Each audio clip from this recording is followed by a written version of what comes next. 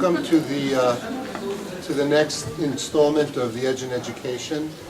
Suddenly I feel like a talk show host with all these cameras and everything. But the reason we're doing this, and we've already received feedback from the last session we had, people are actually watching these. And while we really appreciate having live people to talk to, it's really great to communicate this to our community. So if they haven't had a chance to see what we're talking about, what issues we're raising, what issues that you're bringing up as parents at the school, they have another opportunity to do that. But an additional benefit is we're right now in the recruitment season, and there's a huge amount of interest in ISP. We have over 1,000 applicants usually for not that many positions. And as I've been interviewing candidates from around the world, they talk about having watched the last Edge in Education to learn more about the school and, frankly, the parents. And I'm not saying this to flatter you, I actually had a candidate who said, "Wow, you've got great parents." I said, "Well, it's a select group, you know." You have to meet all of them. But we do have a great parent community. So that's a long way for me to say this is being taped, so I hope you don't mind to be on video, but it really does help in terms of the community outside of this room. So this is the latest installment, as I said, in Edge in Education, and as always, what we do is aligned to the mission of the school, and I'm not going to recite the mission for you. I hope you all know it by heart by now, but essentially what's important to us is the ultimate objective for our kids, that they're living healthy, fulfilling, purposeful lives. We all want that. What does that mean? That's a more complicated question. We have different interpretations of what that means, but ultimately I think as parents we can all say, yes, we want that for our children. And that, as a school, that's what we want for our students.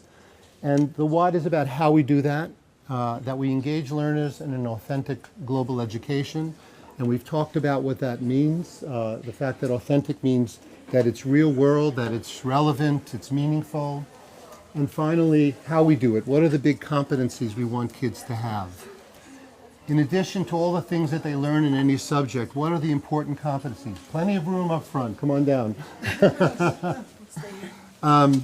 So that's the basis on which we are thinking as educators, and that's the focus in the next section. And Teresa Belisle, our Director of Learning, Research and Development, is going to tell you about that. And just to go back to the mission, actually these two words are switched. They should be the opposite. And we're really delving in with a theme this year into the authentic global education in a student-centered environment. And so you'll see the connection, what we did last time and this time, really connecting to that part of the mission. So we decided this year really to have a theme as our red thread throughout the entire year this year and connect each of our sessions to this theme. So it's really about that authentic global education, and a tagline we added on is life-worthy learning. And this was a term that was coined by David Perkins. He's a senior professor at Harvard University and an excellent researcher and writer in the area of education and many other areas actually as well. And so he talks about life-worthy learning, that we really need to be thinking about, is what kids are learning now likely to matter in their life later? And if we can say yes to that, then that's life-worthy. And probably never before in education have we been so forced to wrestle with this question, what is life-worthy? Because of the rapid changes, because of accessibility to information, etc. So this is something we need to wrestle with and challenge ourselves with daily as we look at what we're doing. So last time we looked at a video by David Perkins, that's him right there, and a concept that we dug into is the relevance gap. And a couple of ways he looked at that is, if kids do not see the relevance of what they're learning, they're much less likely to be motivated to learn it. And secondly, they're much less likely to retain actually what they're learning for the long haul. And secondly, there's so much to learn. We have to make choices. So we really need to think is, what's the likely relevance of this in their future life? Okay, so again, connecting to that life-worthy learning. Today, we want to connect again to that student-centered environment and that authentic education by talking a little bit about experiential learning. And this is not a new concept in education at all, but it is definitely becoming much more widespread, more mainstream, and more versions of it are happening. And so we thought this would really be a good time for us to talk about it and look at some ways that it's happening here at ISP. A little quote from Albert Einstein, who was not a big fan of school. He did not have great experiences in school, but as we know, he was a brilliant man and came up with a lot of things that has contributed greatly to the world. So for him, learning is an experience. That's how we learn. Much of what we do, the way we learn, is through experience. Everything else, he says, is just information. So that's just to start us today. So we want to start out having you try to make a connection. So first of all, we, Jay, Arnie, and I, we thought about ourselves. What's something that we learn in life by doing, rather than from a book or something else? So I'll let Arnie start. Anyone recognize this vehicle? So that's a Dodge Dart. So my first car, that's not literally my first car, but that is a Dodge Dart. And it has a shift stick on the column. And I actually purchased this car many years ago for $15. And I never drove, I learned how to drive, had a driver's license, but I never drove a shift. And I didn't have a teacher. So I taught myself how to drive that car, not literally that car, but a car just like it. And I really did ruin the car, but when they repaired it, I knew how to drive a stick shift. And the point we're making is that if you want to learn how to drive and you read a book about it and someone teaches you about it, you're not going to know how to drive. You actually need to do it yourself. And that's a simple example of experiential learning. Jay? So I signed up for a knitting class, but when I got there, nobody was there but me. So they canceled the class and she taught me very quick, here's how you make a stitch, and she sent me home.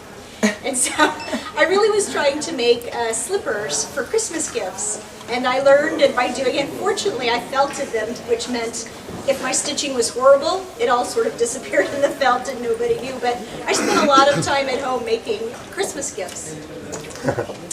And then we were talking about, well, can we think of some connections in our life to more academic type of learning? And I was thinking, when I went through secondary school, I had no problem with math. Math came very easily to me, the way it was taught then. Not sure how much I actually really understood it. But, you know, I've got A's, no problem going through that. But if I think about what's life-worthy mathematics learning, I really did it through experience. I was the 8th child. I came from a very large family. And my father believed that we should learn from a very young age how to manage our own money and the worth of a dollar, etc. So we were paid wages for helping out at home, and we had to manage that money. We had to buy our own clothes. We had to figure out how we were going to do that. So at a very young age, I definitely learned how to manage money, what the worth of money is, how to budget, how to make decisions, prioritize. And again, probably that mathematics learning and to balance a checkbook, to write checks, etc. That learning, actually, I learned a lot, used a lot more in life than much of the calculus and whatnot I did learn in upper school. That could be because I didn't go into those fields, but when you think of some of the life-worthy learning that we do, we actually get a lot of it through experiential learning. So we want you just to sit and turn and talk to someone. What's an example from your life of something that was life-worthy that you learned through experience, through experiential learning? Just turn and talk to someone right next to you.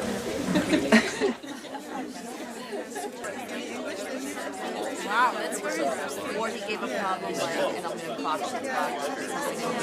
Okay, let's just have a little quick share out some life-worthy learning that you learned through experience. We have for me it's tennis, sports. That's why I landed up with My partner here, she learned brewing by experience. Beer brewing. And again, both those, you can read books, and that can help your understanding, but actually you have to actually do it to be able to play tennis. Okay, what else? Anyone else want to share? We had cooking Cooking? Yes. and raising a child. Think about the raising the child. That's perfect for this group. We're all parents, and I read so many books. Yeah, and then you get reality. Every single day we are learning by experience. Right? Thank you for that. Anything else? You're riding a bike and cooking too. And cooking as well. Yeah, I'm still not that went down yet. Yes? My computer skills. I didn't learn anything about computers in school, so I had to do, I think I've just done it. Yeah, you just had to figure it out Yeah. by doing it. Okay. All right, thank you. We're going to turn it over to Arnie, and he's going to talk about all the different names sometimes that you'll hear related to experiential learning.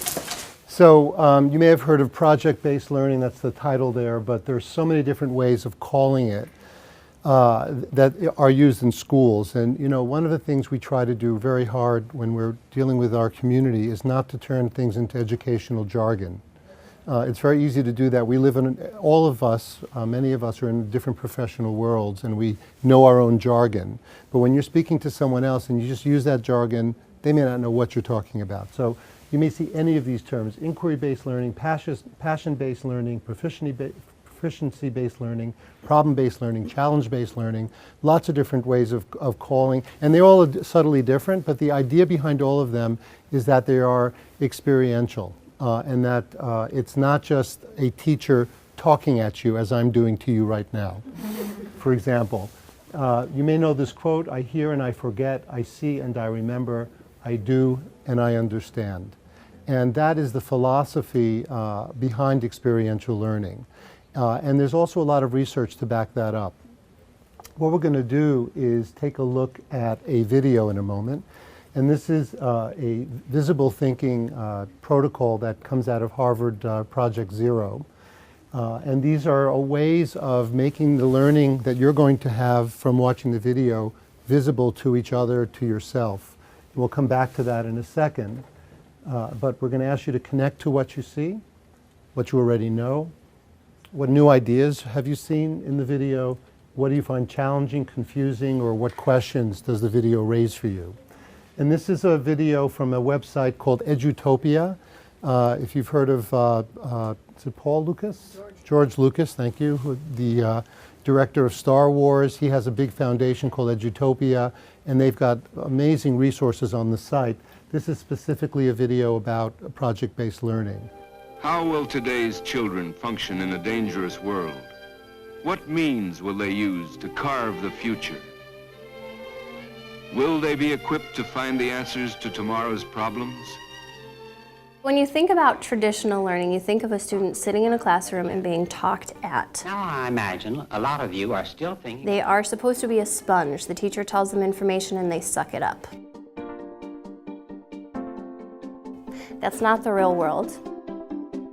Having them actively engaged, learning about things in their community and doing projects that they care about is giving them that ownership of their learning. It's making them lifelong learners. It's giving them the critical thinking and problem-solving skills that they need as soon as they walk out of your classroom into the real world.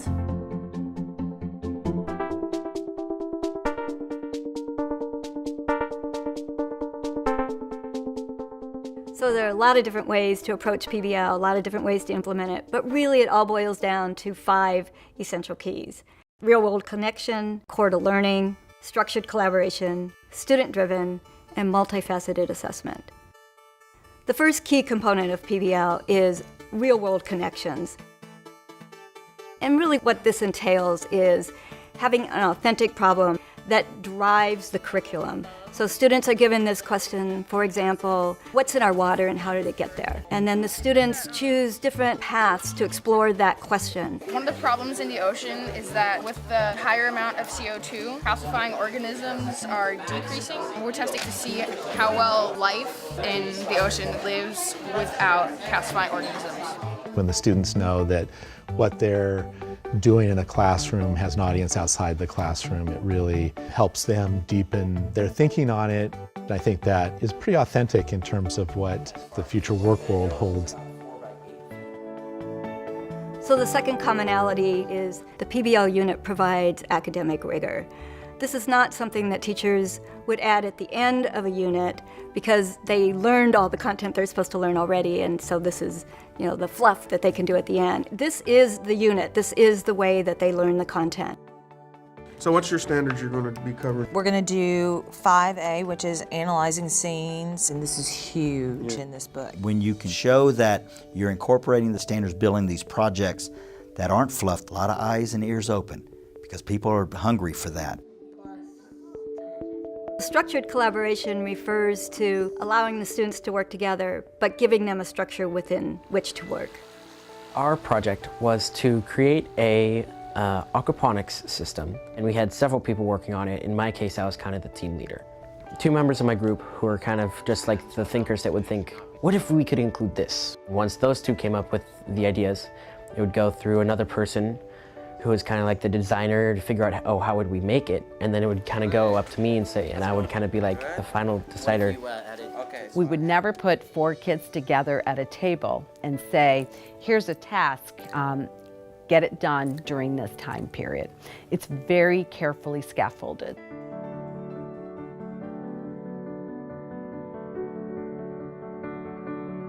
There's an interesting shift in roles that happens in a PBL unit. The teacher becomes more of a facilitator, and the students take more control. You guys are the Red Cross responders. You already looked at news broadcasts, and you took down some notices and wonderings. You need to take all of this, and you need to bring it together. So I have to write down the aspects of a news broadcast? You got it, exactly. So Qasim's got it. Qasim can give you some ideas on how to start. But as a facilitator, the teacher needs to be able to ask good questions. She needs to redirect if necessary, you know, give hints but not answers. And that's really an interesting role for teachers to learn how to do. Multifaceted assessment refers to assessment being integrated throughout the entire PBL unit. I do a lot of formative assessments. It's not a test at the end of the week or the end of a unit. You're doing a lot of small check-ins with the students to see where they're at and to see that they're growing along. I think it's really important to also make sure that the students are assessing themselves. It's a process that we are really trying to bring back again to the student so that kids are part of the assessment process and that assessment is just not being done to them.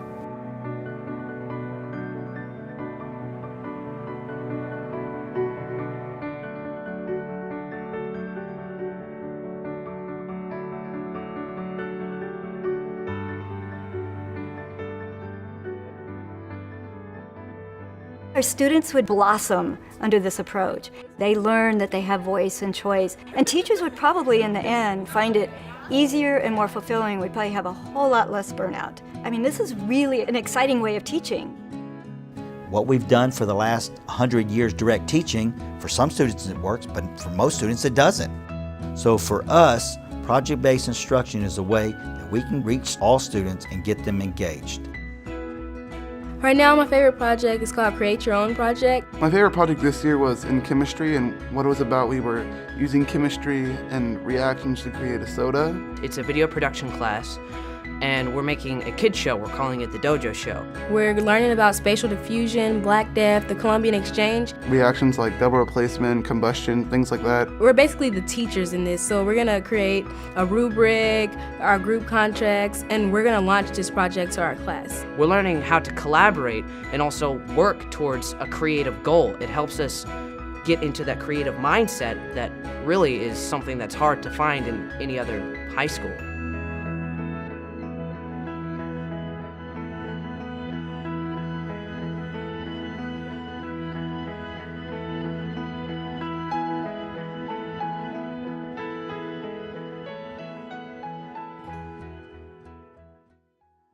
Okay, so what that really is a very broad video about the different types of project-based learning.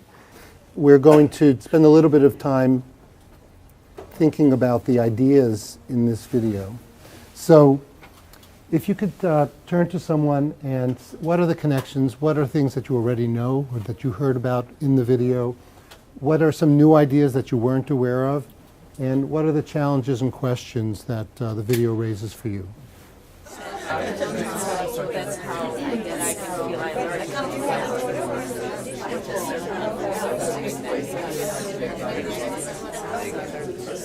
What are some things that you saw in the video that you connected with, that you already knew, or that you felt a connection to? Or new ideas. Yeah, I mean, any of these areas. It's just a protocol to process your thinking in different ways. And it's an example of that you're not just being talked at or lectured, but you actually you have to think about the ideas, you have to reflect on them, you have to process them, and that allows the ideas to stick. So, what came out of this for you? Any of these areas? Yes. Okay, so we were chatting. I think I'm gonna jump. I think the connect and extend we're familiar with. I think because of the great series and things that we're doing. So I think we were reflecting on the challenge this presents in terms of two things. One is how do you mesh the traditional models that still exist with this new component or new way of kind of engaging in material. So how does the assessment change to reflect that? So I heard a couple of ideas about self-assessment with the kids, and I heard about teachers checking in. But even that, like, how does that enmesh with traditional assessment tools that are kind of more understood and more pervasive? So I think that would be a challenge. And that's something that we're really excited today. There's some teachers that are here, and in about 3 minutes, we're going to turn you over. You can split up and actually have some talk with them, what it is like in the classroom with experiential learning, then you can ask those sorts of questions. But broadly, I would say that it's an ongoing challenge because we're coming from the traditions of school that we all went to. And then we're looking at learning for the future and how do we fit those two together. And it's a constant dynamic process, but it's something we feel we have to do, and we are doing it, and I think you'll hear some of that from the teachers as well. Yes? Two questions. Yes. First one is, can you apply that to any field? Like how I see it very well in science. How do you apply it like in history or literacy?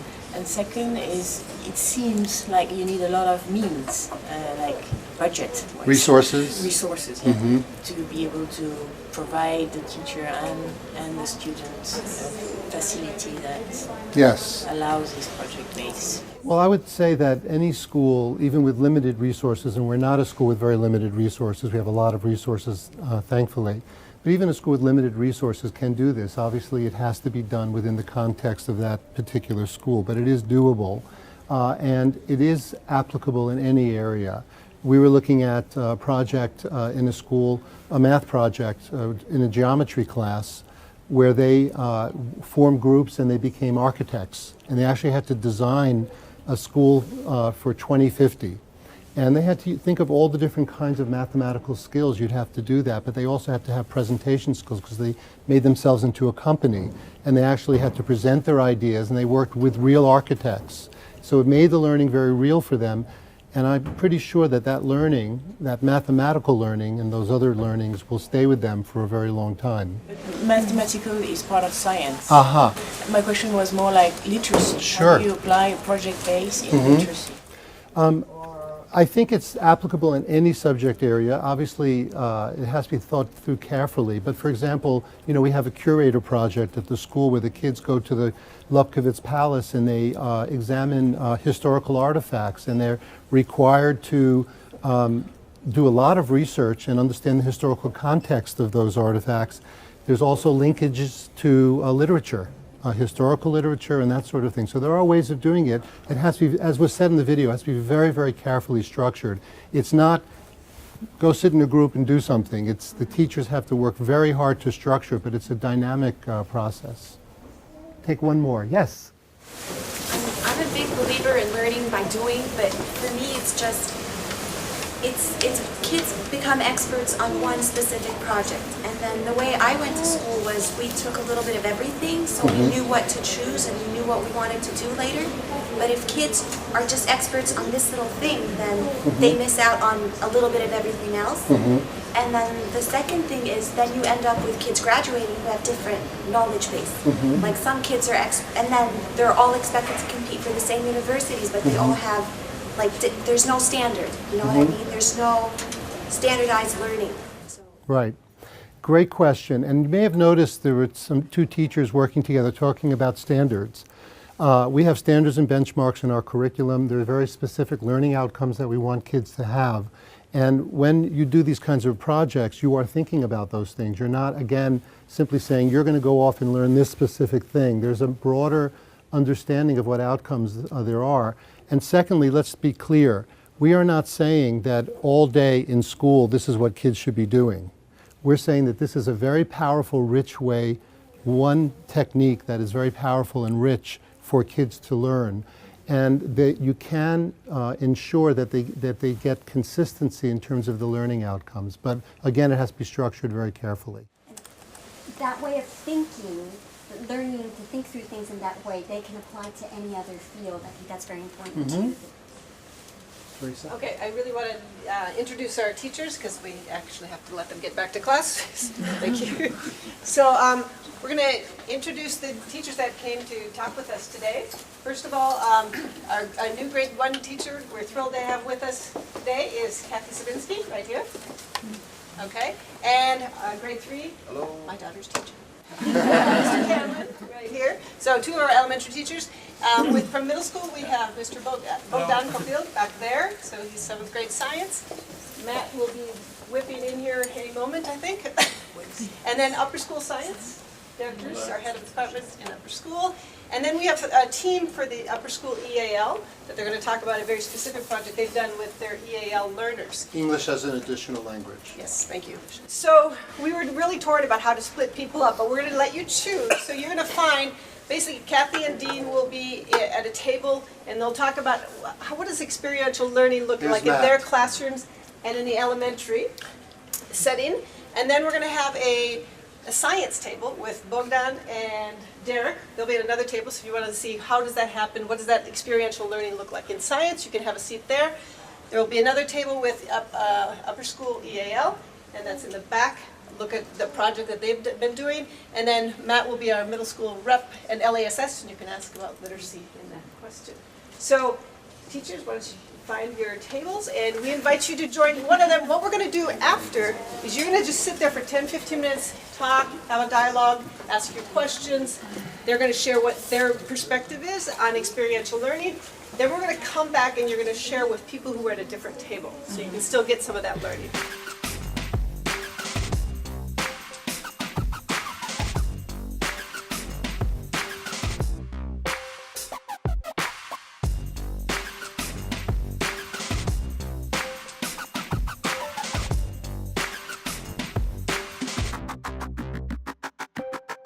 We realize that we could go on and on, which is good. It means that you're engaged in what we're trying to accomplish. Okay, anything you want to share out? Any ahas or anything you're still wrestling with, or any thoughts at this point? You know it all. You have great teachers here. Yes. Thank you. You were saying the same thing, or what? I just think it was so nice to hear.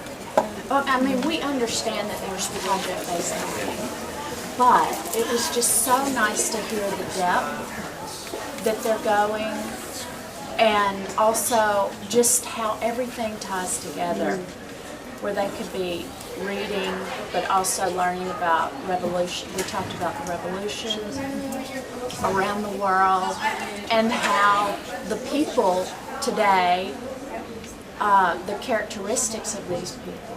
It's just really, because I don't think parents get that from the kids at home.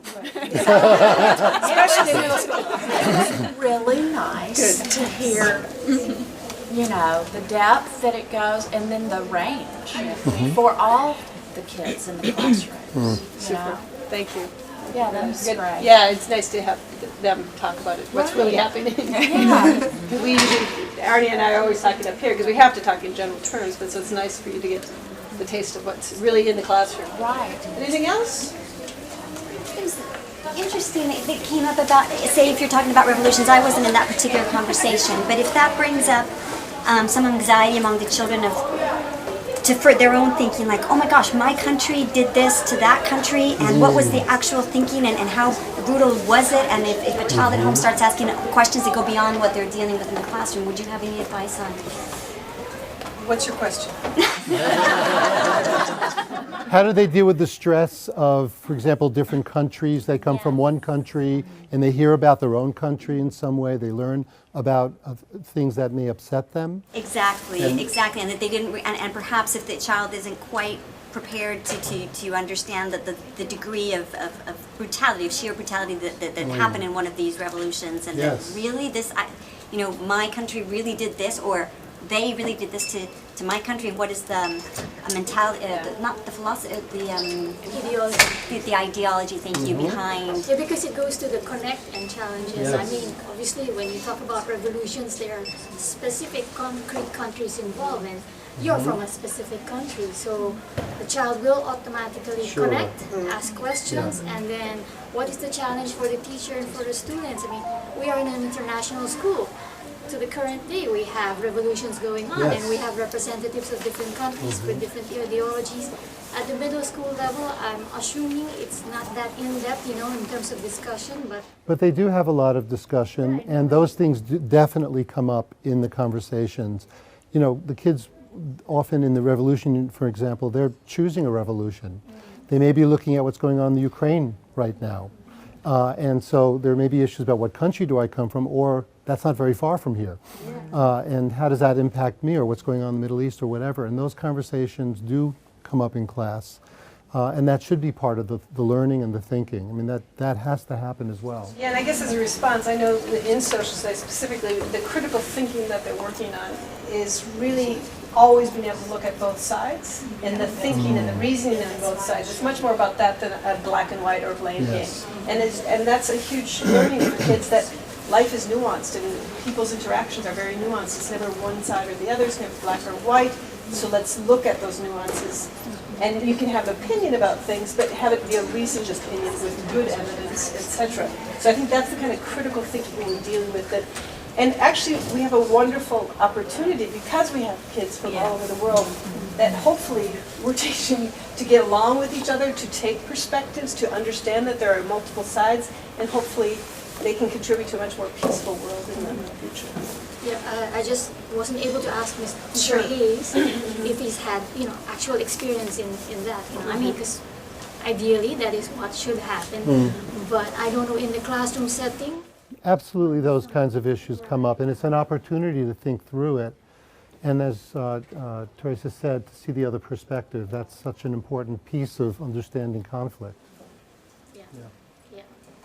And I would think that even if it was painful for somebody, that they would learn from that when they study things like the American Revolution and understand how complicated revolutions are, and that from a historical perspective, that person may be upset at whatever, but they could take that back when they study other revolutions in history and say, oh yes, I now can see how somebody would feel in my position, in that position. So I think that even their pain might actually in the long term, especially if it's handled properly, be incredibly helpful to them in the bigger perspective of world history. It's how to handle it, really. Exactly. In the classroom and when you go home. So many conflicts. My son asks me questions all the time. That's He's good. only grade 6. And that's good. That's yeah, really so good. how do I answer? And you don't have to have all the answers. It's more about engaging in it. Yeah, right. Anything else you'd like to share before we close today? A lot of vibrant discussions we're having, so it's nice to see. You got it. So, oh, you got it, okay. So other topics we're considering, we again work with Rebecca and Carmen and trying to find what's a good topic. Do we think that with our year-long theme, and these are some ideas that we have right now, and I think it was brought up earlier about transfer. How do I know that they really have it and they can apply it later? So we're probably going to do something around teaching for transfer. Learning competencies. What does it mean to be a good learner? Because we know more than ever that, and many of you have experienced that in your own lives, as adults we are constantly having to learn new things. And so are we giving children, are we developing these competencies to be learners, lifelong learners? Maybe something around futures thinking. It's kind of another level of critical thinking. And we have a robotics tournament, so we thought we'd do one right around learning making, and we'll see if that we can work out the timing of that one. And any other suggestions that you would like us to address that have to do with this theme this year, you can let me know, you can let Carmen or Rebecca know, and we'll do our best to address it. Or you can let me know too.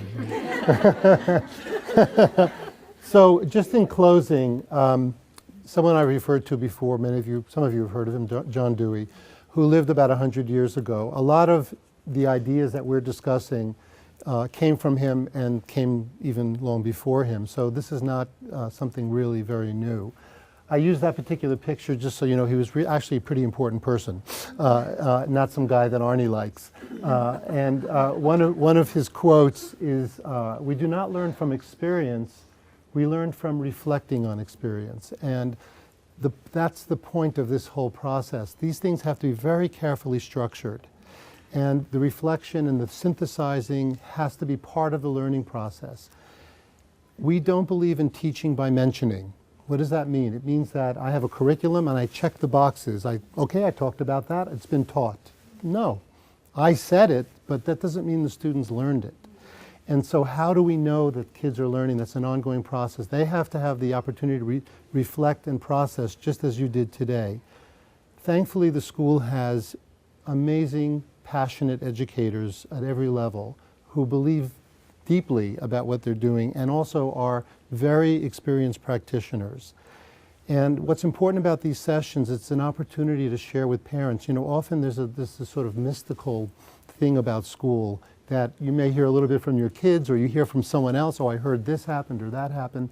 This is really what we're doing in school, and that's why it's so important to hear from the teachers directly. And please do be a part of the school experience. We believe that if we're going to move forward and do what's in the best interest of our students, parents have to be constructive participants in the mission-driven narrative of the school. And that's what this is all about. So school is not just about learning for kids, it's about all of us learning. So thank you for coming, and I'd like to ask Jay to talk about some things you can get out of the library. First of all, many of you have come and taken books. I'm very excited about that. It started with, we had some wonderful donations from many of our parents who bring in things that they have, and so there were lots of books originally that just were things that didn't get absorbed into the library but were offered for all of you. But I started cleaning. I don't know if you've ever had this experience. You go into your closet and you think, I'm going to just organize the shoes. But before long, everything's taken down and reorganized and beautiful again, and it takes a lot of work and chaos, but you feel so satisfied when it's done. So I'm in the process right now of going through kind of all the shelves and pulling some of the things that have not had a lot of attention in the last few years. And so many have been taken. Thank you for taking these books. Are so excited to be loved again. So take them home. And remember, there's all sorts of free books still on the shelf. They just come back when you're done with them. So lots of great stuff. Here are some of the new books that we had to make room for. Home Keeps Moving. I bought us several things just about all of us who are living in other places. Things for us to think about in dealing with our families, our kids. This one is Homegrown Adventures in Parenting, Off the Beaten Path, Unschooling and Reconnecting with the Natural World. Things to do with your family out in nature. These two are related, The Highly Sensitive Child and The Highly Sensitive Person, How to Thrive When the World Overwhelms You. This might be something useful for you or your family. Expat Women, Confessions, 50 answers to your real-life questions about living abroad. 100 copies. Women coming from a man. This is called Between Worlds. It's essays on culture and belonging. I think a wonderful read. Emotional Resilience in the Expat Child. The Emotionally Resilient Expat, Engage, Adapt, and Thrive Across Cultures. This one I'm going to mention as well. They've been using it a little bit in the elementary school, but it'd be great for parents as well. It's called Slurping Soup and Other Confusions, True Stories and Activities to Help Third Culture Kids During Transition. Lots of just kind of fun activities to do that can be done at home. This one is just a new one, Unboard, the Essential Field Guide to Serious Fun. These are just crazy fun activities to do at home with the family. if you got a weekend where they can't figure out what to do with anybody, there's tons of silliness in here. And this one I brought, it's really, it's a teacher's book. It's Everywhere and Nowhere, Insights to Counseling the Globally Mobile. But it's really about dealing with specific problems that may occur. So it's available in the parent section as well. If you're noticing any specific problems, you're welcome to check this out. It's not intended, it's not directed at parents, but I thought I'd mention that it's here, and it might be something you're interested in as well. So all of these are here, all of those, want you to take them home with you. So please, if you want any of them, take them. These check out, those just walk out. There's a little donation thing at the end though. We appreciate any donations for books you take. We'll use them to put new books back on the shelf. Thank you. Thank you. Thanks for coming. Until next time.